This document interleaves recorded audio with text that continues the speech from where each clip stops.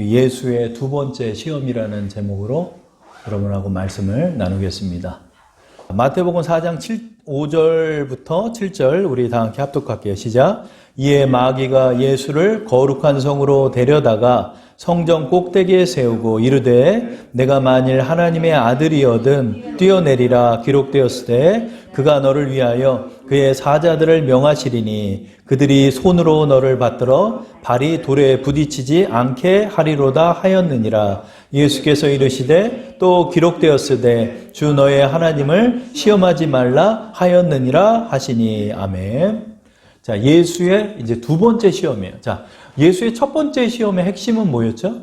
핵심은 바로 우리가 하나님의 뜻대로 살 것이다 라는 선포였죠. 그렇죠? 우리가 육신에 치우쳐서 살지 않고 바로 하나님의 뜻을 따라 사는 사람이 되겠다. 주님이 이렇게 선포하시면서 마귀의 첫 번째 시험을 이기셨죠. 그 다음에 이제 두 번째 시험이죠. 이 두 번째 시험은 이제 마귀가 첫 번째 시험을 졌어요. 그러고 나니까 마귀가 예수를 거룩한 성으로 순식간에 예수를 데려가신 거예요. 그러니까 이게 마귀가 여러분 능력이 있는 거죠. 그죠?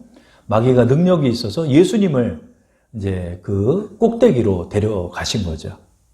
근데 이곳이 이제 학자들 사이에서 이게 이제 환상 중에 이루어진 일이냐 아니면 예수님의 육신을 데리고 그 성전 꼭대기로 간 것이냐. 대부분의 학자들은 이것이 실제로 일어난 일이었다라고 보고 있어요. 그러니까 여러분 여기가 이제 해발 한 700여 미터가 넘거든요. 거기에 성전 꼭대기잖아요. 그러면 얼마나 높겠어요. 그죠? 그러니까 그 꼭대기에 딱 세워놓으면 어떻습니까? 일단 공포감이 들겠죠. 그래서 예수를 거룩한 성으로 데리고 갔다는 거예요. 거룩한 성으로. 이 거룩한 성을 누가복음에 보면은 예루살렘 성으로 표현해요. 그러니까 이것은 예루살렘에 있는 성전이었겠죠. 그렇죠? 이 예루살렘에 있는 성전에다가 예수님을 세우신 거예요. 근데 이걸 표현을 어떻게 한다? 거룩한 성으로 갔다. 그 성전의 꼭대기에다가 예수님을 세웠다 그런 거죠. 그래서 여러분 사단 마귀는 교회도 있어요. 그래서 이 장소를 못 들어오는 게 아니에요. 사단 마귀는 장소를 못 들어오는 게 아니에요. 장소를 못 들어오는 게 아니에요. 뭐 성수를 뿌리면은 뭐 마귀를 쫓아내고 이럴 그런 여러분 물리적인 의미가 아니죠. 왜 그러냐면 사단 마귀는 영이에요, 영. 근데 그 본성이 더러운 영이에요. 그래서 이 더러운 귀신아 물러가라 이렇게 명하시잖아요. 그러니까 영의 본성 자체가 악한 거예요. 그러니까 단 1%도 그에게는 자비가 없어요.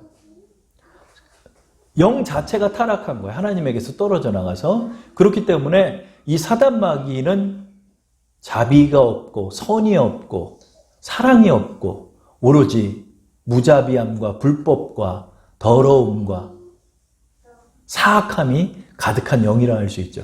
근데 이 영이 거룩한 성을 들락날락 할 수 있는 거예요. 영은. 그래서 예전에 이렇게 환상을 좀 보는 자매가 있었는데 그 자메이카인가 어디 흑인 목사님이 이제 청년부 설교를 하는데 저한테 그러더라고요. 저 목사님이 옆에 귀신이 서 있다고. 자기 그게 보인다고. 그래가지고 어디가 보여? 그랬는데 저는 안 보였죠. 여러분 교회에도 악한 영이 존재하는 거예요. 악한 영이 존재해요. 그러나 여러분 우리가 기억할 건 뭐냐면 사단 마귀가 존재하지 못하는 곳이 있다는 거죠. 그게 뭐죠? 바로 우리의 마음이죠. 왜? 우리의 마음은 우리의 본체를 성전으로 삼으시고 성령께서 거주하시고 주님이 우리 안에서 주인이 되셨기 때문에 우리를 침해할 수가 없는 거예요. 내 마음을. 내가 마음을 열지 않는 다음에는 사단 마귀가 우리에게 들락날락 할 수 없다는 거죠. 그래서 여러분들이 이런 걸 기억하면서 내가 믿음을 지키고 나가야 돼. 내가 믿음을 지키고 나가야 돼. 근데 이 더러운 생각들과 더러운 죄악들을 범법하는 자들의 영에는 이 사단이 그의 처소로 삼아서 들락날락 하는 것을 우리가 사복음서의 말씀을 통해 알 수 있죠. 그러므로 여러분 무릇 지킬 만한 것 중에 뭐를 지켜라? 내 마음을 지키라고 그래요. 내 마음을. 우리의 마음 안에 있는 믿음을 지키고 믿음 안에 있는 우리의 구원을 지켜나가야 되는 거예요. 그렇죠? 근데 이제 사단 마귀가 예수를 거룩한 성으로 이제 데려갔다는 거예요. 그러고 나서 6절에 이렇게 말하죠. 기록되었으되 그래요. 야, 이게 고단수야, 고단수. 여러분, 그 처음 시험에는 사단 마귀가 뭐라고 그랬어요? 사단 마귀가. 야, 너 배고프잖아. 너 하나님의 아들이면은 이 돌을 떡으로 만들어봐. 이랬더니 예수님이 기록되었으되 사람이 떡으로만 사는 것이 아니요 하나님의 모든 말씀으로, 입으로 나오는 모든 말씀으로 사는 것이다. 그러고 내쫓았더니 두 번째는 어떻게 접근해 들어온다? 기록되었으되 이렇게 접근해 들어오는 거예요. 그죠? 6절 보면 이르되 내가 만일 하나님의 아들이어든 뛰어내리라. 기록되었으되 이러고 이 지도 마귀도 말씀을 인용하고 있어요, 지금. 그가 너를 위하여 그의 사자들을 명하시리니 그들이 손으로 너를 받들어 발이 돌에 부딪히지 않게 하리로다 하였느니라. 이렇게 해요. 고차원적이죠, 여러분. 기록되었으되를 마귀도 인용하고 있다는 거예요, 지금. 네, 먼저 두 번째 이 시험에서 마귀가 전제 조건으로 또 다는 게 뭐죠? 내가 만약 하나님의 아들이라면 또 이러고 있는 거예요. 또 이렇게 얘기해요. 내가 하나님의 아들이라면 너 이 높은 데서 뛰어내려도 또 하나님께서 너를 지켜줄 거 아니냐? 한번 뛰어봐라. 그런 거예요. 그래 놓고는 그렇게 말만 하는 게 아니라 기록되었으되 하고 시편 91편 11절 12절 말씀을 인용하는 거예요. 야, 시편 91편 말씀에 내 발이 돌에 부딪히지 않는다고 그랬잖아. 그러니까 너도 뛰어도 네 발이 돌에 안 부딪힐 거니까 뛰어내려봐. 이렇게 얘기한 거예요. 그러면 사단 마귀가 인용했다라고 하는 시편 91편 11절 12절을 제가 한번 읽어볼게요. 그가 너를 위하여 그의 천사들을 명령하사 내 모든 길에서 너를 지키게 하심이라. 그들의 손으로 너를 붙들어 발이 돌에 부딪히지 아니하게 하리로다. 아멘. 이 말씀을 그대로 인용한 것 같은데 이 말씀 중에 뭐를 싹 빼놓고 마귀가 인용하는 거예요. 뭐를 빼놨다? 내 모든 길에서 너를 지킨다는 사실을 딱 빼놓고 그리고 뭐라고 말하냐 마귀는 그가 너를 위하여 그의 사자들을 명하시리니 그들이 손으로 너를 받들어 발이 돌에 부딪히지 않게 하리로다 하였느니라. 이렇게. 이 시편 91편의 말씀은 하나님의 보호하심을 고백한 말씀이에요. 하나님께서 우리의 삶을 보호해 주신다는 말씀이에요. 그런데 이 말씀을 마치 네가 높은 산에서 뛰어내려도 하나님이 너를 지킬 것처럼 왜곡하고 있는 거예요. 그러니까 말씀의 적용을 왜곡하고 있는 거예요. 교묘하게. 여러분 이단이 이렇게 해요. 이단도 항상 얘기해요. 우리는 말씀 중심이라고 얘기하고 말씀에 의거해서 우리는 이분이 지금 메시아라고 그러고 이분이 하나님의 감람나무라고 그러고 이렇게 얘기를 해요. 그러나 싹 바꿔놓은 거예요. 싹 바꿔놓은 거예요. 왜곡하는 거예요.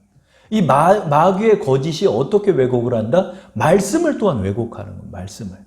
말씀을 왜곡해서 우리로 하여금 그렇게 하게 하는 거예요. 그래서 실제로 있었던 일이래요. 그래 흑인 목사님들이 아프리카 쪽에 있었는데, 야 우리는 이제 믿음이 충만하니까 우리도 예수님처럼 무리를 걸을 수 있다. 그래가지고 배를 타고 가서 물에 뛰어들었다가 다 죽었대요. 이게 조심해야 하는 문제인 거예요.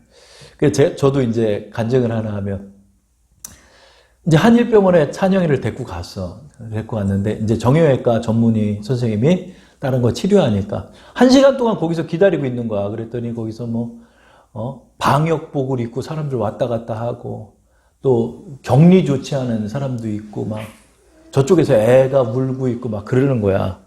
그러고 있는데 제가 이제 기도를 하면서 기다렸죠. 찬영이가 가만히 안겨가지고 나는 자나 이렇게 했더니 이렇게 내려봤더니 눈을 껌뻑껌뻑 거리는 거예요. 그 응급실에서 눈 주위가 찢어졌는데 하나님 앞에 기도하다가 나도 모르게 그러는 거야. 하나님 지금 당장 낫게 하여 주시옵소서. 낫게 하여 주시옵소서. 혹시나 이 눈이 그냥 낫는 거 아니야? 근데 왜 낫겠어요? 다시 이제 선생님이 제가 전문의인데요. 그래가서 딱 나으니까 포대기로 똘똘 마리를 해서 손을 못 움직이게 이렇게. 그 걔가 이렇게 누워 있는 거야. 근데 그 전에 또 엑스레이를 찍어서 머리가 어떻게 됐나도 한번 보재. 그래서 엑스레이를 찍었는데 이렇게 하다가 내가 저 뒤에 서 있으니까 이렇게 보니까 움직이지 마세요. 그런데 찬영이가 자꾸 움직이는 거야. 엑스레이를 찍는데. 그래서 찬영아 움직이면 안 돼. 이러고 있는 거예요. 그 엑스레이 누워서 애가. 아이고, 얼마나 마음이 아픈지. 이쪽으로 하고 있더니 또 이러고 있다가 움직이려다가 자기 안 움직이고. 또 이제 선생님이 그 바늘 놓고 낚시바늘처럼 생겼어. 나는 가까이서 그렇게 꼬매는 걸 처음 봤는데 실을 넣어가지고. 아이고, 못 보겠더라고. 나도 모르게 쉬어! 그러면서 살려 붙잡았네. 얘가 먼저 그걸 맞기 전에 눈 주위에다가 이제 마취 주사를 맞는데, 그걸 눈 주위에다 맞으려니까 나 미치겠는 거예요. 근데 그거를 탁 참고 있는 거, 참고 하면서 했는데, 그 젊은 분인데, 손이, 나는 그게 어떻게 그렇게 꼬매나 했더니, 아주 기가 막히게 잘하는 거예요. 싹 해가지고. 그래서 상처 부위를 오늘 아침에 보니까 잘 봉합이 돼서 그렇게 됐어요. 그러니까 제가 이 말씀을 왜 드리냐면, 우리가 순간적으로 하면 그런 마음이 들잖아요. 하나님 지금 당장 이게 낫게 해주옵소서. 하나님이 주관하지만 낫게 해줘. 우리가 이제 그런 마음인 것처럼 내가 이렇게 되면 이렇게 되지 않을까? 하는 그런 마음들이 자꾸 들더라고요. 예수님을 지금 왜 높은 데다 세웠을까요? 높은 데다 왜 세웠을까? 유혹을 하는 거예요. 야, 너 뛰어내려봐라. 그럼 하나님께서 너를 인도하실 거다. 말씀에도 그랬지 않냐? 근데 여기서 이제 거짓을 하나하나 드러낼 것이 먼저 말씀의 왜곡에 있어서 시편 91편 11, 12절은 우리를 슈퍼맨처럼 만들어주겠다는 말씀이 아니라는 거죠. 하나님 주관하시며 우리의 모든 인생길에서 너를 보호하시는 하나님의 손길이 있음을 믿으라는 거죠. 이게 내가 이렇게 뛰어도 하나님이 이렇게 할 것이고 내가 저렇게 뛰어도 이렇게 할 것이고 하는 그런 영웅주의적 발상이 아니라는 거죠. 야, 너 뛰어내려봐. 야, 만약에 천사가 널 딱 받으면 그 성전에 지금 사람이 많이 모여있잖아요. 아마 그 성전 꼭대기에서 이렇게 밑을 내려다보면 사람들이 개미처럼 보였을 거예요. 그죠? 야, 거기서 뛰어내렸는데 너를 받들어서 올린다. 제가. 이거는 여러분 그 우리 영화에서나 보는 그런 일이잖아요. 야, 그러면 사람들이 얼마나 환호하겠냐? 너 한번 뛰어내려봐라. 이게 뭐죠? 안목의 정욕이라. 그래서 우리 첫 번째 시험을 대표적으로 어떻게 요한일서의 말씀을 통해서 어떻게 말씀하냐? 이 육신의 정욕과 안목의 정욕과 이생의 자랑으로 해석을 해요. 첫 번째 것을 육신의 정욕의 문제인 거예요. 내 육신의 정욕의 문제를 풀다가 신앙을 놓치게 하려는 유혹이었다면 이 두 번째는 뭐예요? 안목의 정욕. 안목은 뭐냐? 이 눈에 우리의 시선의 정욕이에요. 왜요? 멋있게 보이고 싶고 내가 남들보다 높아지고 싶고 명예를 얻고 싶어 하는 유혹이라는 거죠. 그리고 두 번째로는 하나님을 의심하게 하는 유혹도 되는 거예요. 의심하게 하는. 야, 내가 이거 뛰어내리면 하나님 해줄까? 안 해줄까? 해줄까? 뭐 이런 마음들을 우리에게 혼란을 주는 아주 고차원적인 공격들이에요. 그러니까 여러분 이 마귀는 이제 자꾸 이제 악한 영에 대해서 드러내지 말라고 목사님들이 많이 말씀하시니까 그 말씀이 맞는데 굉장히 뛰어난 지성이 있는 거예요. 이 성경도 알고 있잖아, 지금. 시편 91편을 지금 인용하고 있잖아. 성경도 다 알아요, 마귀가. 그리고 여러분의 생을 다 알아요. 그리고 영이잖아요. 예수님을 데려다가 높은 성에 올릴 정도의 물리적인 능력도 있잖아요. 예지 능력도 있고. 이거 어떻게 이겨요? 성령과 말씀으로 이겨야 돼요. 그러니까 그런 유혹을 하는 거야. 야, 너 뛰어내려봐라. 뛰어내려도 너 죽지 않아. 사람들의 환호와 자랑, 영적 환대를 넌 받을 수 있어. 너 사람들의 눈에서 너가 높아질 수 있는 거야. 너가 영웅이 될 수 있어. 그렇게 지금 예수님을 유혹하는 거예요. 그랬더니 예수님이 뭐라고 그랬죠? 4장 7절 말씀 우리 한번 읽어볼게요. 시작. 예수께서 이르시되 또 기록되었으되 주 너의 하나님을 시험하지 말라 하였느니라 하시니. 근데 여러분 이 말씀 우리가 잘 알지만 여러분이 사실은 더 주목해야 될 내용이 있어요. 뭐죠? 또 기록되었으되가 굉장히 중요한 거예요. 자, 사단마귀가 유혹을 할 때 어떻게 유혹을 했다? 아니지. 사단마귀는 기록되었으되라고 얘기했지.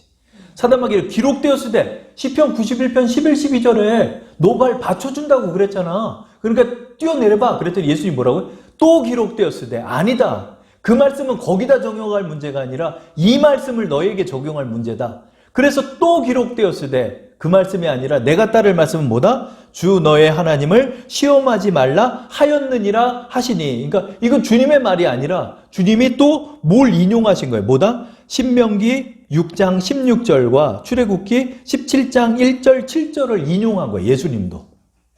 그러니까 예수님께서 마귀를 이긴 첫 번째 방법이 뭐죠? 두 번째 시험에서? 그것은 올바른 말씀의 적용이라는 거죠. 올바른 말씀의 적용이라는 거예요. 여러분, 말씀을 다 나한테 갖다 붙이면 안 돼요. 이단들을 보잖아요, 여러분. 말씀을 다 나한테 갖다 붙여요. 다 나한테 갖다 붙여. 내가 교주가 되기 위해서 모든 걸 다 자기한테 갖다 붙여요. 그런 게 아니에요. 이 말씀은 공의로서 봐야 되는 거예요. 공의로서 말씀을 보고 말씀을 적용하고 말씀에 따라야 하는 거죠. 그러니까 예수님께서 이제 말씀을 적용한 것은 신명기 6장 16절을 적용한 거예요, 지금. 제가 한번 읽어볼게요. 신명기 6장 16절에 너희가 마사에서 시험한 것 같이 너희의 하나님 여호와를 시험하지 말고, 이렇게 말씀해요. 주님이 신명기 6장 16절의 말씀을 적용을 해버리는 거야. 주 너의 하나님을 시험하지 말라고 하였다. 딱 그렇게 선포를 해버리는 거예요. 근데 여기서 여러분, 이 마사에서 시험한 것 같이 하지 말라고 그러는 거죠. 이 마사의 사건이 뭐죠? 이게 유명한 출애굽기의 무리바 사건, 무리바라고도 하고 마사라고도 하는 지역에서 이스라엘 백성들이 이제 갔는데, 이스라엘 백성들이 광야에 가서 제일 필요한 게 두 가지가 있죠. 뭐죠? 식량하고 물이죠. 이 식량의 문제는 만나로 해결해 주셨죠. 그죠? 이 말씀을 첫 번째 시험에서 주님이 적용했죠. 그 다음에 두 번째 시험에서는 주님께서 이 물 문제에서 이스라엘 백성과 다른 방법으로 지금 말씀을 적용하고 있죠. 어떻게? 이 이스라엘 민족들이 밥이 없을 때, 먹을 게 없을 때 모세하고 아론을 죽이려고 하면서 우리가 이스라엘에 있었을 때는 고깃가마 옆에 있었는데 너희가 나 여기다 데리고 와서 나 죽이려고 하는구나, 이렇게 원망을 했을 때 모세의 기도함으로 하나님께서 만나를 주셨고, 그 다음에 며칠을 갔는데 이제 물이 없는 거예요. 물이 다 떨어졌어. 물이 없을 때도 물 달라고 그냥 모세하고 다툰 거예요. 그랬더니 모세가 하나님 앞에 기도했더니 반석을 쳐서 반석에서 물이 나오게 해서 이스라엘 백성이 마셨죠. 그런데 이스라엘 백성들이 이 무리바 사건 때 어떤 짓을 벌였냐? 바로 무리바 사건을 통해서, 야, 이 광야 땅 어디에도 진짜 물 한 방울 나올 거가 없다. 어디 하나님이 우리 중에 계신가 안 계신가 하나님을 시험해 보자는 마음으로 모세를 다툰 거예요. 모세한테. 모세야, 너 전능하는 하나님이 우리와 함께 한다며?